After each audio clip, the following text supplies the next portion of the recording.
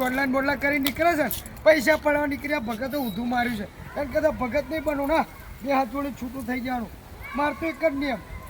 ભગવાનને યાદ કરવાના ખરા પણ ભગવાનને કહેવાનું હું સંસારી માણસ છું મારે ભક્તિ બધું ના રસ હોય શું કહેવું ના જાણું બધું ખરો જ્ઞાન કે ગીતા કે ભગવત કે બધું મને ખબર છે પણ કેવું આમાં કેવું છે તને ખબર છે ભક્તિ મજા નહીં કેવું અત્યારે ભગત બન્યા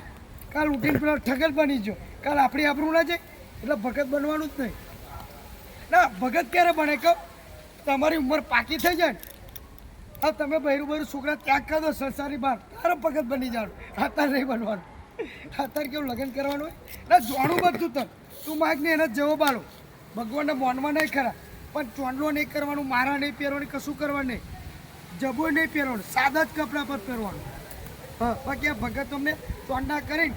ત્યાં તો સ્વામિનારાયણના કિસ્સા કેવા હશે સ્વામિનારાયણ તને ખબર છે આ વર્તન આ કે મેં માયા ત્યાગ કરી એટલે કંકુણાની માયા ત્યાગ કરી માયા કોને કે તને ખબર છે એકવાર સંસારનો ત્યાગ કરી દીધો ને એને સંસારવાળા જો કોઈ લેવા દેવા જ ના હોય એને કોઈ પરિવાર જો લેવા દેવા નહીં એને માયા ત્યાગ આપણે પેન બેઠા આ ભગવાનની માયા આ બધી અરે તું તાર બહેરા જો નહીં પડી રહ્યો તું હારો તારી માયા છૂટીને બીજાને ચમનો છોડાડ હું તને એમ કહું કે ગોર માર ખાવો છે પણ તું કે ભગત ગોર બંધ કર ચમનો બંધ કર હું જ ગોર ખાતો હોય એમ મેન માયા છોડી ના હોય જો મને રૂપિયા હું તો સોચું કહું મારે કશી માયા નહીં છૂટી મને બાઇકનો મો ઘરનો મોબાઈલનો રૂપિયા હું તું મને કે ભગત માયા છોડાવ ચમની છોડાવ મેન માયા છોડી ના હોય આ લોકો હારાવ એટલે લગ્ન કરવાનું સંસારમાં રહીને જ ભક્તિ કરો કશું ભગવાન એવું નહીં કહેતા કે પહેરું ના લાવશું પણ ભગવાન એવું કીધું એટલે ભગવાન રોવામાં તો એમને બહેરું હતું સીતા માટે કેટલી માથાકૂટ કરી આખી લંકા ધમધમાઈ દીધી